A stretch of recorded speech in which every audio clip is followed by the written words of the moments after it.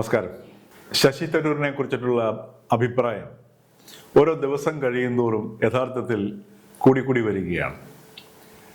കാരണം അദ്ദേഹം ചില മാതൃകകൾ മുന്നോട്ട് വയ്ക്കുന്നുണ്ട്. ഒരു രാഷ്ട്രീയ പ്രവർത്തകനെ സംബന്ധിച്ചിട്ട്, അത് ഏത് രാഷ്ട്രീയ കക്ഷിയിലാണെങ്കിലും ഒരു വ്യക്തിയാണെങ്കിലും, ആ വ്യക്തിയുടെ ആണെങ്കിലും പ്രസ്ഥാനത്തിൻ്റെ ആണെങ്കിലും സ്ഥാപനത്തിൻ്റെ ആണെങ്കിലും മാധ്യമത്തിൻ്റെ ആണെങ്കിലും ഏറ്റവും പ്രധാനപ്പെട്ട ഒരു ഘടകം എന്ന് പറയുന്നത് വിശ്വാസ്യതയാണ്, ക്രെഡിബിലിറ്റിയാണ്.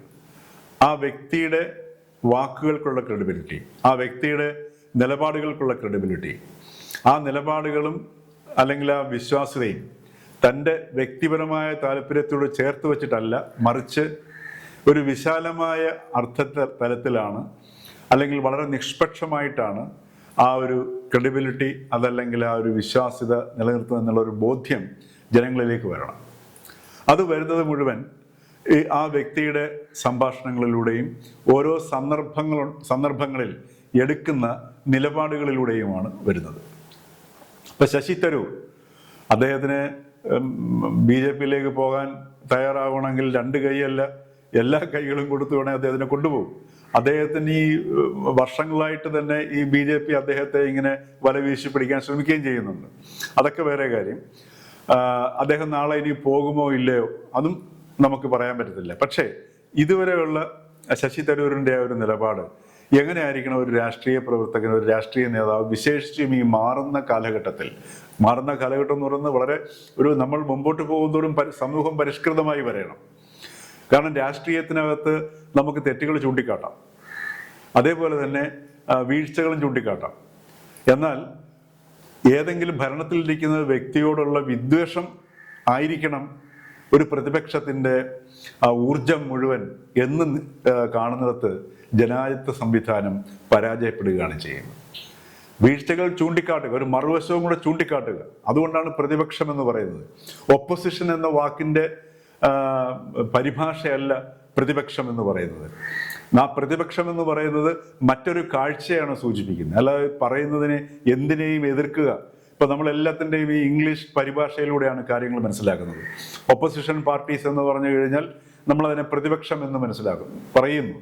പക്ഷേ ആ പ്രതിപക്ഷത്തിന് നമ്മൾ കൊടുക്കുന്ന ഒരു അർത്ഥം എന്ന് പറയുന്നത് ഭരണകക്ഷിയെ അല്ലെങ്കിൽ ഭരണത്തിലിരിക്കുന്നവരെ എല്ലാത്തിനെയും എതിർക്കുന്നവർ എന്നുള്ളതാണ്, ഒപ്പോസ് ചെയ്യുന്നു എന്നുള്ളതാണ്. യഥാർത്ഥത്തിൽ അതല്ല പ്രതിപക്ഷത്തിൻ്റെ അർത്ഥം എന്ന് പറയുന്നത്. അതായത് ഭരണത്തിലിരിക്കുന്നവർ കാണാൻ വിട്ടുപോകുന്ന സംഗതിയെ ചൂണ്ടിക്കാട്ടി അതിൻ്റെ ഒരു മറുവശം കൊണ്ടത് ചൂണ്ടിക്കാട്ടുമ്പോഴാണ് എന്ത് മെച്ചപ്പെടുന്നത്, ജനായത്വം മെച്ചപ്പെടുന്നത്. കാരണം ആ ഗവൺമെന്റിന് അപ്പോൾ തെറ്റുകൾ തിരുത്താൻ പറ്റും, വീഴ്ചകൾ മാറ്റാൻ പറ്റും. കാരണം എല്ലാവരും മനുഷ്യരാണ് എന്ന അടിസ്ഥാന ബോധത്തിൽ നിന്നാണ് ഈ ഒരു ജനായത്വ സംവിധാനത്തിൽ ഈ ഒരു സങ്കല്പവും വരുന്നത്. ഇത് ഭരണത്തിലിരിക്കുന്നവർക്ക് തിരുത്തണമെന്നുണ്ടെങ്കിൽ ഈ പറയുന്ന വ്യക്തിക്ക് വിശ്വാസ്യത ഉണ്ടായിരിക്കണം. ആ പറയുന്ന വ്യക്തി ശരിയായ കാര്യങ്ങളാണ് പറയുന്നത് എന്ന ബോധ്യം ഉണ്ടാവണം.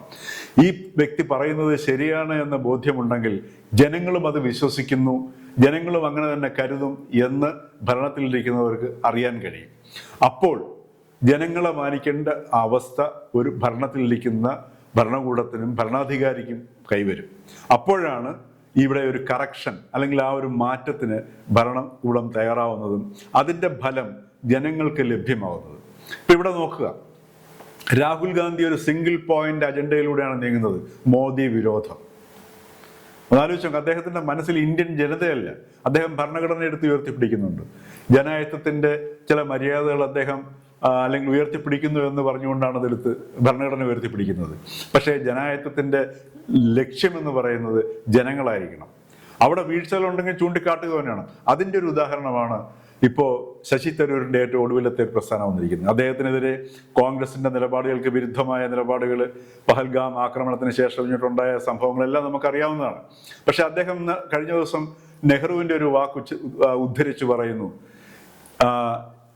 രാഷ്ട്രം മരിച്ചു കഴിഞ്ഞാൽ പിന്നെ ആര് ജീവിക്കുന്നു? ഈ ഒരു പ്രധാനപ്പെട്ട ചോദ്യമുണ്ട്. നമ്മൾ എന്ത് തീരുമാനമെടുക്കുമ്പോഴും, എന്ത് സംസാരിക്കുമ്പോഴും, എന്ത് നിലപാടെടുക്കുമ്പോഴും രാഷ്ട്രം എന്ന ചിന്ത ആദ്യം വരണം. ആ ചിന്തയാണ് രാഹുൽ ഗാന്ധിക്കും കോൺഗ്രസ് നേതൃത്വത്തിനും ഇല്ലാതെ പോകുന്നത്. ആ ചിന്തയിലേക്ക് ഉണർത്തുന്നതാണ് ശശി തരൂരിൻ്റെ നിലപാടുകൾ. ഇപ്പോൾ രാഹുൽ ഗാന്ധി ഈ വോട്ടർ പട്ടികയിലെ അഴിമതി, അതല്ലെങ്കിൽ അതിലെ ചില പൊരുത്തക്കേടുകൾ പോരായ്മകൾ അല്ലെങ്കിൽ കള്ളവോട്ട് ചേർക്കപ്പെട്ടു എന്നുള്ളത് ചില തെളിവുകളുടെ അടിസ്ഥാനത്തിൽ അദ്ദേഹം പ്രസിദ്ധപ്പെടുത്തിയിരിക്കുന്നു. ഇതിന്റെ പശ്ചാത്തലത്തിൽ ശശി തരൂർ പറഞ്ഞിരിക്കുന്നു, രാഹുൽ ഗാന്ധിയുടെ വെളിപ്പെടുത്തലുകൾ ശ്രദ്ധിക്കേണ്ട സാധനമാണ്, അത് അന്വേഷിക്കേണ്ട സാധനമാണ്, അത് ഉന്നയിച്ചിരിക്കുന്ന ആരോപണങ്ങൾ ഗുരുതരമാണ്, ഒന്ന് നോക്കൂ, ശരിയല്ലേ? നമുക്കും പ്രത്യക്ഷത്തിൽ തോന്നുന്നു രാഹുൽ ഗാന്ധി ഇതുവരെ അവതരിപ്പിച്ചിരിക്കുന്ന ആ ഒരു വിവരങ്ങൾ വെച്ച് നോക്കുമ്പോൾ നമുക്കത് ശരിയാകാതിരിക്കാൻ ഇടയില്ല. അതേപോലെ തന്നെ ആ ഒരു ബാംഗ്ലൂരിലെ ആ മണ്ഡലത്തിലെ വോട്ടർ പട്ടികയിലെ അംഗസംഖ്യ കൂടിയത്, അതിനകത്ത് പൊരുത്തക്കേടുണ്ട് എന്നൊക്കെയുള്ള ഒരു സാമാന്യ ബുദ്ധിക്ക് ഒരു സാധാരണ ജനങ്ങൾക്ക് തോന്നുന്നുണ്ട്. അത്രയും വിശ്വാസ്യതയുള്ള ഒരു രീതിയിലുള്ള ആരോപണം ഉന്നയിച്ചപ്പോൾ അതിനെക്കുറിച്ച് അന്വേഷിക്കണം എന്ന് ശശി തരൂർ പറഞ്ഞിരിക്കുന്നു. പക്ഷേ ഇവിടെ ഉണ്ടാകുന്ന ഏറ്റവും വലിയൊരു ഗുണം BJPക്ക് ഉണ്ടാകാൻ പോകുന്നത്, അല്ലെങ്കിൽ ഭരണത്തിലിരിക്കുന്ന ഭരണകക്ഷിക്ക് ഉണ്ടാകാൻ പോകുന്നത്, രാഹുൽ ഗാന്ധിക്ക് ഈ വിശ്വാസ്യതയില്ല. അദ്ദേഹം ഇങ്ങനെ എപ്പോഴും ഇങ്ങനെ പറഞ്ഞുകൊണ്ടിരിക്കുന്നു, അദ്ദേഹം ഇങ്ങനെ ഓരോരോ ആരോപണങ്ങൾ ഉന്നയിക്കുന്നു. ഇത്തരത്തിലുള്ള വാദങ്ങൾ ഉയർത്തി രാഹുൽ ഗാന്ധിയുടെ വിശ്വാസ്യതയില്ലായ്മയെ ചൂഷണം ചെയ്തുകൊണ്ടായിരിക്കും ഒരു പക്ഷേങ്കിൽ ഈ കള്ളവോട്ട് ചേർക്കപ്പെട്ടിട്ടുണ്ടെങ്കിൽ പോലും അതിന് അതിജീവിക്കാൻ BJPക്ക് വഴി തുറന്നു കൊടുക്കുന്നത്. ഇവിടെയാണ് ശശി തരൂർ എന്ന് പറയുന്ന നേതാവിൻ്റെ പ്രസക്തിയും അതേപോലെ തന്നെ അദ്ദേഹം മുന്നോട്ട് വയ്ക്കുന്ന ഒരു രാഷ്ട്രീയ മാതൃകയും ഓരോ വ്യക്തി ജനാധിപത്യത്തിൽ വിശ്വസിക്കുന്ന ഓരോ വ്യക്തിക്കും മാതൃകയായി മാറുന്നത്.